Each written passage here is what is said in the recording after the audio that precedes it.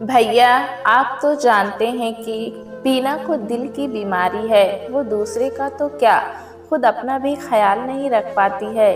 और मेरा touring job है, हमारा माँ को रखना संभव नहीं हो पाएगा। भैया, मैं माँ को तो रख लेती, लेकिन महीने भर बाद ही पिंकी और पम्मी की परीक्षाएं शुरू होने वाली हैं। घर भी छोटा है, इसलिए चाह कर भी मैं माँ को अपने साथ रख पाने में असमर्थ हूँ। दिनेश और दीपा से लगभग एक छोटा सा उत्तर सुनकर दीपेश एकाएक सोच नहीं पा रहे थे कि वे क्या करें। पुत्री अंकिता की मई में डिलीवरी है। उसके सास ससुर के न होने के कारण बड़े आग्रह से विदेशवासी दामाद आशुतोष और अंकिता ने उन्हें कुछ महीने के लिए बुलाया था। टिकट भी भेज दिए थे। अनुपमा का कहना था कि 6 महीनों की ही तो बात है, कुछ दिन अम्मा जी भैया या दीदी के पास रह लेंगी। इसी आशय से उन्होंने दोनों जगह फोन किए थे, किंतु दोनों जगह से ही सदा की तरह नकारात्मक रुख पाकर वे परेशान हो उठे थे। अनु अलग मुंह फुलाए बैठी थी।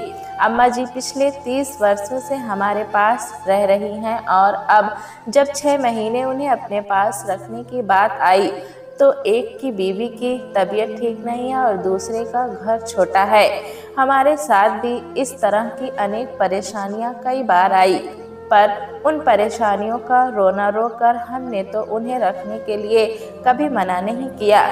क्रोध से बिफरते हुए अनु ने कहा, दिनेश सदा माँ के प्रति अपनी जिम्मेदारी से कोई ना कोई बहाना बनाकर बचता, और जब भी दीपेश कहीं जाने का प्रोग्राम बनाते तो वो बनने से पूर्व ही ठंडे बस्ते में डाल दिया जाता था। अगर वे माँ को साथ ले भी जाना चाहते तो वे कह देती, बेटा इस उम्र में अब मुझसे घूमना फिरना नहीं हो पाएगा। वैसे भी तुम्हारे पिता की मृत्यु के पश्चात मैंने बाहर का खाना छोड़ दिया है, इसलिए मैं कहीं नहीं जाऊंगी। वे माँ को कभी भी अकेला छोड़कर कहीं जा नहीं पाए, और न ही माँ ने ही कभी अपने मन से उन्हें कहीं घूमने जाने को कहा। उन्हें याद नहीं आता कि वे कभी अनु को कहीं घुमाने ले गए हों। आज अंकिता ने उन्हें बुलाया है, तब भी यही समस्या उठ खड़ी हुई है। पोती को ऐसी हालत में अकेली जानकर इस बार माँ ने भी उन्हें जाने की इजाज़त दे दी थी, लेकिन दिनेश और दीपा के पत्रों ने उनकी समस्या को बढ़ा दिया था। अनु जहाँ इन पत्रों को पढ़कर क्रोधित हो उठी थी, वहीं माँ अपराध बोध से ग्रस्त हो उठी थी। उनकी समस्या को देखकर माँ ने आग्रह युक्त स्वर में कहा था, तुम लोग चले जाओ बेटा, मैं अकेली रह लूंगी। 6 महीने की ही तो बात है। श्यामा नौकरानी मेरे पास सो जाया करेगी। अनु और माँ का रिश्ता भले ही कड़वाहट से भरपूर था, पर समय के साथ उनमें आपस में लगाव भी हो गया था। शायद इसलिए माँ के शब्द सुनकर पहली बार अनु के मन में उनके लिए प्रेम उमड़ आया था, किंतु वो समझ नहीं पा रही थी कि क्या करे। इस उम्र में उन्हें अकेले छोड़ने का उसका भी मन नहीं था। यही हालत दीपेश की भी थी। एक ओर पुत्री का मोह उन्हें मजबूर कर रहा था, तो दूसरी ओर कर्तव्य बोध उनके पैरों में बेड़ियां पहना रहा था। अभी वे सोच ही रहे थे कि पड़ोसी रमाकांत ने घर में प्रवेश किया, और उनकी उदासी का कारण जानकर वे बोले, बस इतनी सी समस्या के कारण आप लोग परेशान हैं, हमसे पहले क्यों नहीं कहा। वे जैसी आपकी माँ है वैसे ही हमारी भी तो माँ है। आप दोनों निश्चिंत होकर बेटी की डिलीवरी के लिए जाइए। माँ जी की जिम्मेदारी हमारे ऊपर छोड़ दीजिए, उन्हें कोई परेशानी नहीं होगी। 6 महीने तो क्या, आप चाहें तो और भी रह सकते हैं। बार बार तो विदेश जाना हो नहीं पाता, अतः अच्छी तरह घूम फिर कर ही आइएगा। रमाकांत जी की बातें सुनकर माँ जी का चेहरा खिल उठा, मानो उनके दिल पर रखा बोझ उतर गया हो, और उन्होंने खुद रमाकांत की बात का समर्थन कर उन्हें जाने के लिए प्रोत्साहित कर दिया। पुत्री का मोह उनसे वो करवा गया था जो वे पिछले 30 वर्षों में नहीं कर पाए थे। 2 दिन बाद ही वे न्यूयॉर्क के लिए रवाना हो गए। वे पहली बार घर से बाहर निकले, पर फिर भी मन में वो खुशी और उमंग नहीं थी। उन्हें लगता था कि वे अपना मन वहीं छोड़कर कर्तव्यों की बेड़ियों में बंधे जबरदस्ती चले आए हैं।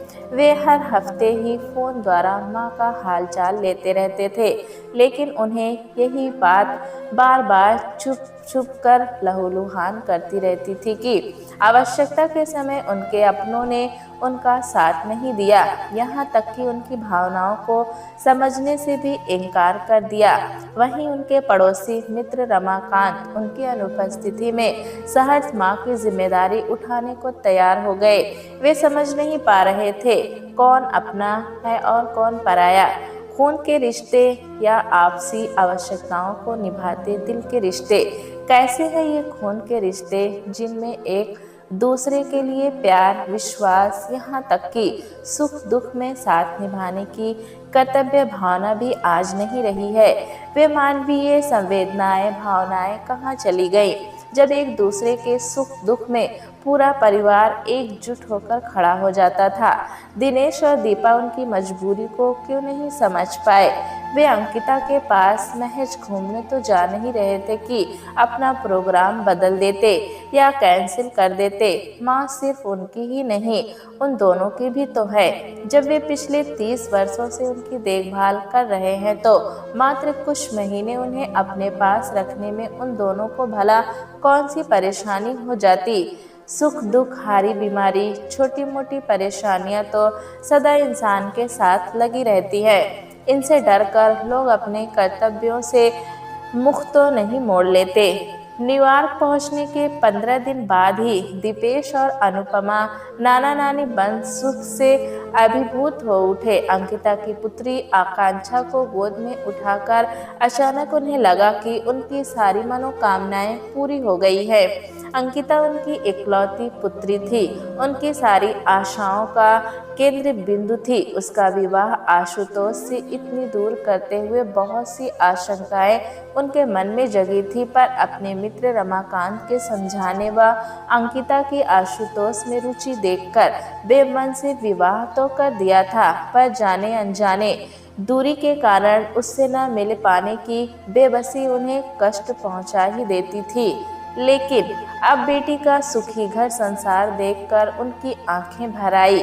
आकांक्षा भी थोड़ी बड़ी हो चली थी, अतः आशुतोष और अंकिता सप्ताहांत में उन्हें कहीं न कहीं घुमाने का कार्यक्रम बना लेते थे। स्टैच्यू ऑफ लिबर्टी के सौंदर्य ने उनका मन मोह लिया था।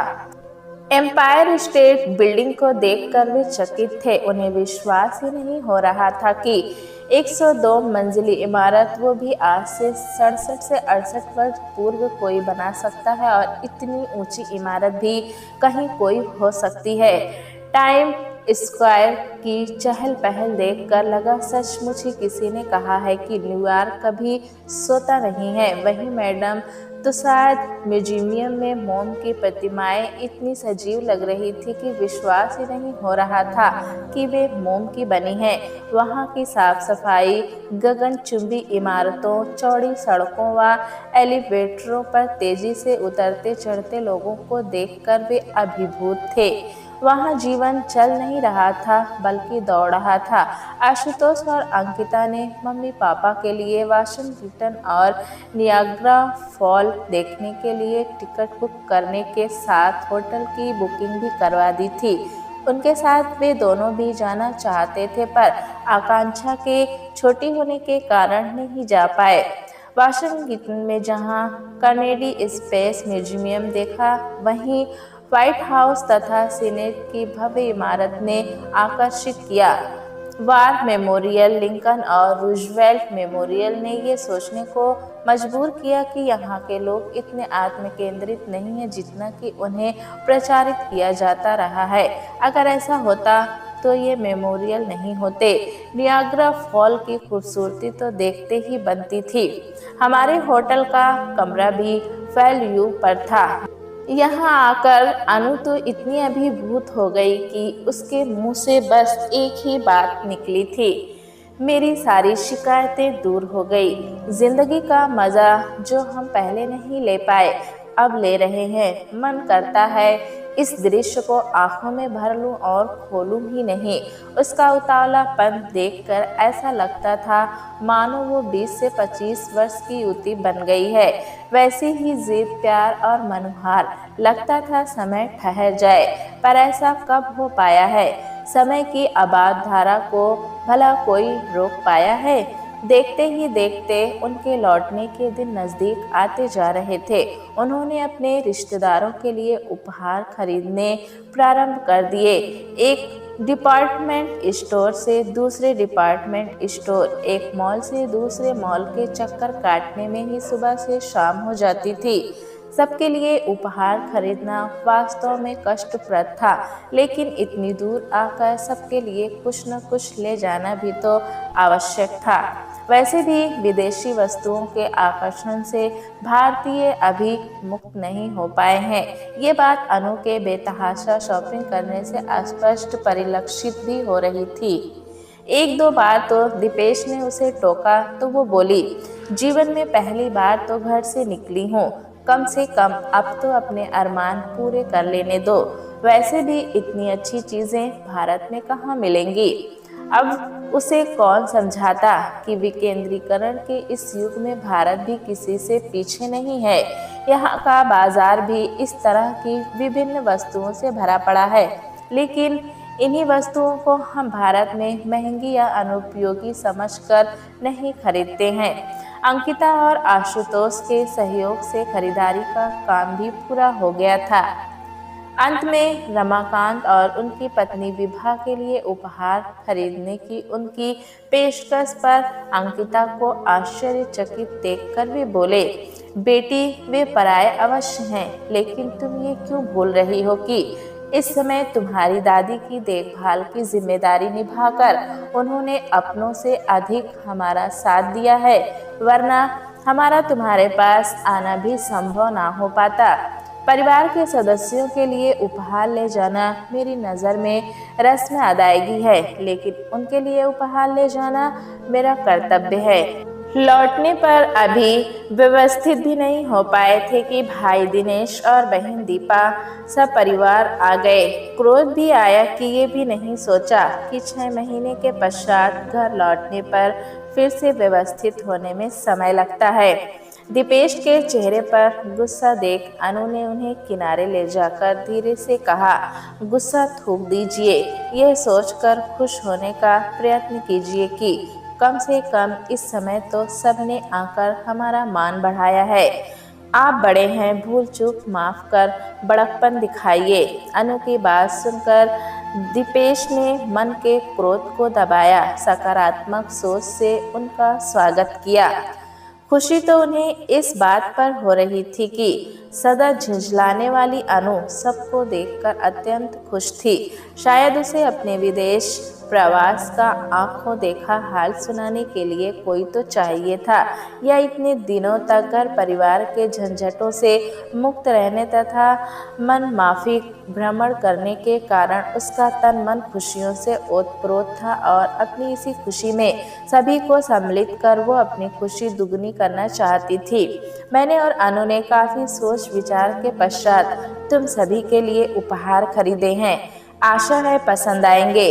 शाम को फुर्सत के क्षणों में दीपेश ने सूटकेस खोलकर प्रत्येक को उपहार पकड़ाते हुए कहा। अटैची खाली हो चुकी थी, उसमें एक पैकेट पड़ा देखकर सबकी निगाहें उसी पर टिकी थी। उसे उठाकर अनु को देखते हुए दीपेश ने कहा, ये उपहार रमाकांत और विभा भाभी के लिए है, जाकर उन्हें दे आओ। लेकिन उनके लिए उपहार लाने की क्या आवश्यकता थी? अम्मा ने प्रश्नवाचक नजरों से पूछा। अम्मा, शायद तुम भूल गई कि तुम्हारे अपने, जो तुम्हें कुछ माह भी अपने पास रखने को तैयार नहीं हुए थे, उस समय रमाकांत और उनकी पत्नी विभा ने न सिर्फ हमारी समस्या को समझा, बल्कि तुम्हारी देखभाल की जिम्मेदारी उठाने को भी सहर्ष तैयार हो गए। अम्मा, तुम्हारी निगाहों में उनकी भल मनसाहत की भले ही कोई कीमत ना हो, या तुम्हारे लिए वे आज भी पराये हों, पर मेरे लिए आज रमाकांत पराये होकर भी मेरे अपनों से बढ़कर है। कहते हुए दीपेश के स्वर में ना चाहते हुए भी कड़वाहट आ गई। अनु उपहार लेकर रमाकांत और विभा भाभी को देने चली गई थी। सच बात सुनकर सबके चेहरे उतर गए थे। दीपेश जानते थे कि उनके अपने उनसे उपहार प्राप्त करके भी खुश नहीं हैं, क्योंकि वे उनके प्रेम से लाए उपहारों को पैसे के तराजू पर तौल रहे हैं, जबकि रमाकांत और विभा उनसे प्राप्त उपहारों को देखकर फूले नहीं समा रहे होंगे, क्योंकि उन्हें उनसे कोई अपेक्षा नहीं थी। उन्होंने एक माँ की सेवा कर मानवीय धर्म निभाया है। प्यारे दोस्तों, कहानी कैसी लगी हमें कमेंट में ज़रूर बताएं। चैनल पे नए हैं तो एक लाइक और सब्सक्राइब करना ना भूलें।